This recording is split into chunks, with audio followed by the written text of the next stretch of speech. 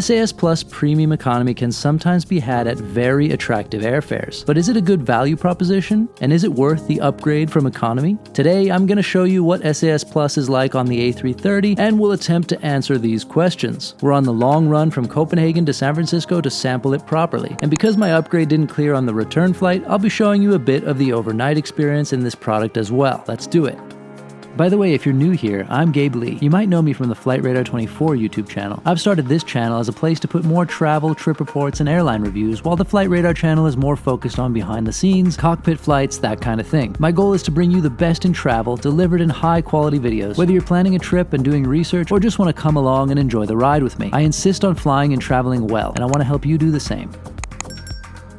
Welcome back for another flight. This time we're starting off in Copenhagen, a little bit different, if not that different from Stockholm, and we're flying to San Francisco today on the SAS A330. I've been doing a lot of SAS flights recently, but this one is going to be in the Plus cabin, the Premium Economy cabin in the front row, and I'm traveling with one kid, the oldest one. So something a little different, new product. I've flown Plus a few times before, but it's been a few years since I tried it properly, and on a long haul like this, 10.5 hours usually, over to San Francisco, day flight, should be interesting to see.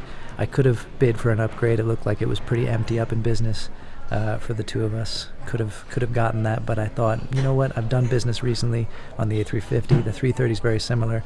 It's more interesting, potentially, to see what it's like in Plus on the A330, especially that front row, the little pair of two seats on the side. It just seems like a really nice setup. Even more room than you would get otherwise. Good if you're traveling together, you can sit with each other, talk with each other. But let's see, it's about time to go through passport control, exit Schengen.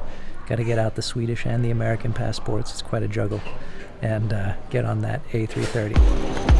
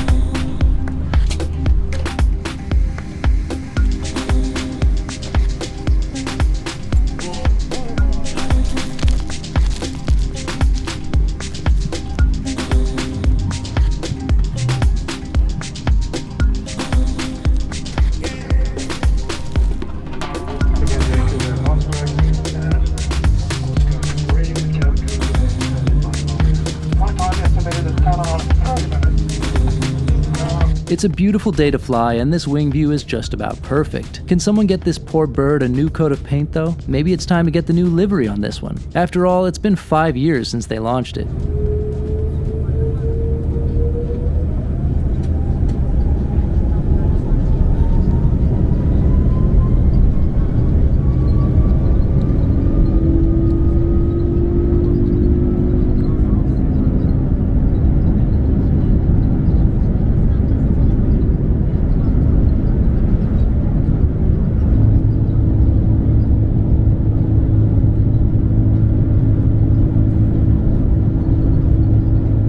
SAS has 8 A330s ranging in age from 5 to almost 22 years old. They all look quite good inside, and it's hard to tell the older ones from the younger. The one we're on today, Romeo Kilo uniform, is 8 years old and will be on the same one going back.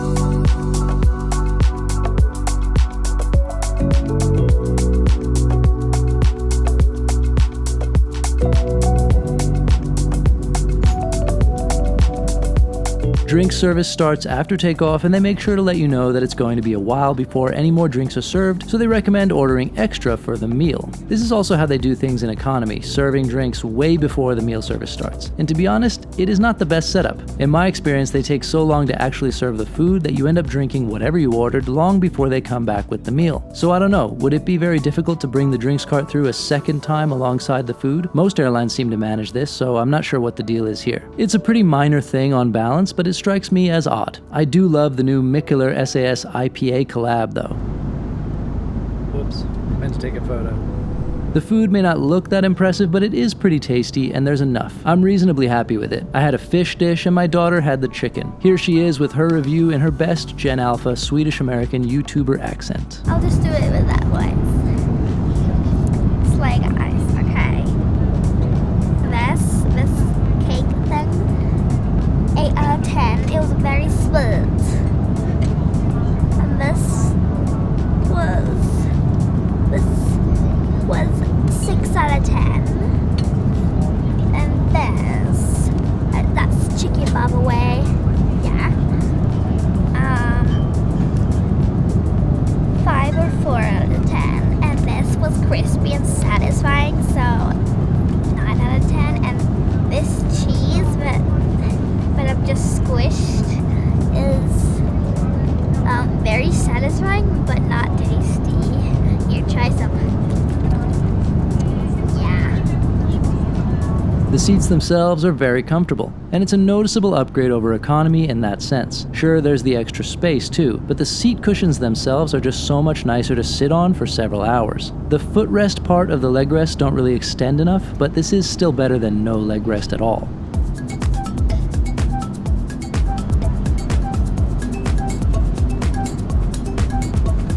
In-flight entertainment has long been the SAS weak point, and it continues to be. The selection just isn't broad enough, especially on the TV series side. There are some interesting movie choices. Sometimes the kids' content has enough to last a flight, but you have to kind of get lucky. I opt to work instead, and it's quite okay as a place to be productive. The Wi-Fi works, there's power, and it's a relaxing environment. I managed to finish a big edit, so I'm happy.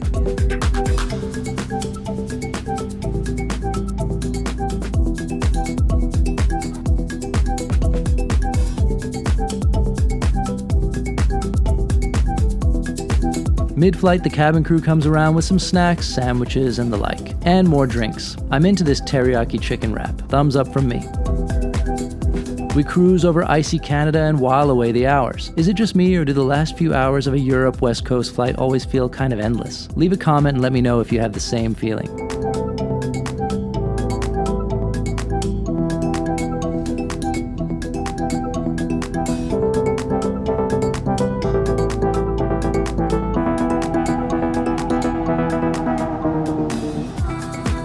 And then there's a cold pre-arrival meal that's quite good too. It's a healthy pasta salad chicken type thing. At this point, I'm not looking for a big meal anyway, as it feels very late for the body clock, so I'm satisfied with this.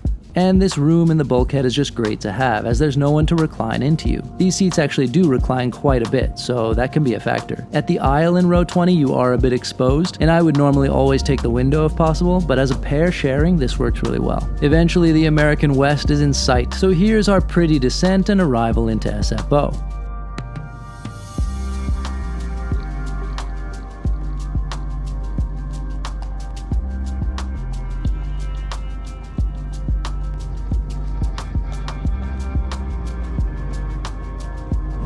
Captain approaching San Francisco will be landing approximately 20 minutes. Either check that your seatbelts are fastened. Weather, some scattered clouds, light and moderate winds from the northwest.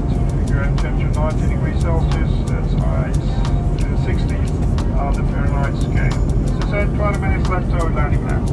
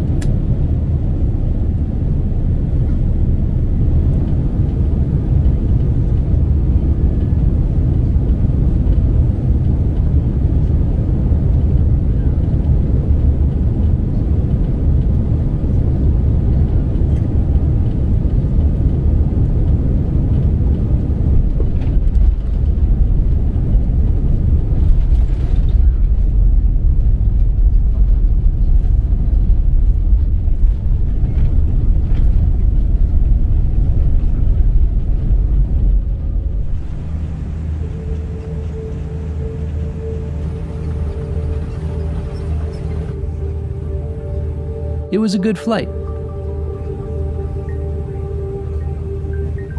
Like I mentioned, you get the return trip as an added bonus here, so let's fast forward a few days. Same plane and same seats. According to the weather charts, we should have an easy flight tonight. However, we are crossing through a system with some thunder showers.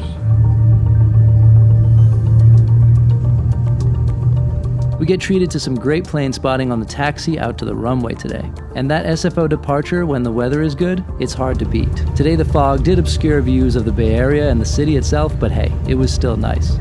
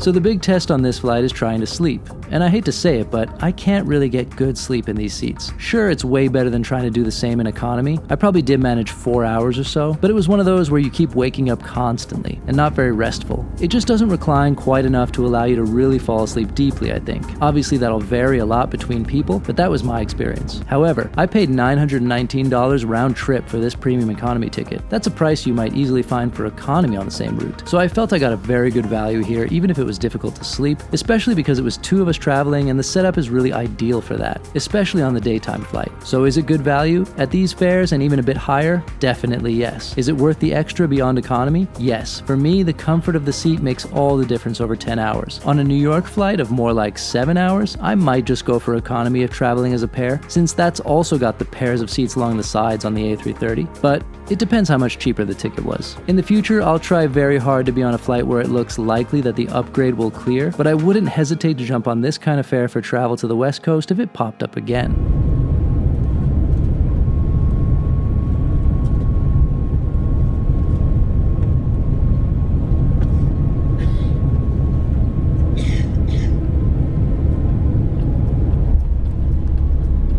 Thanks for joining, and I hope this was useful. I'd love it if you make sure to do all those good YouTube things. Like the video, subscribe, leave a comment, and tell your friends about the channel. You could even just send them the link to it right now, urging them to subscribe. Thanks again.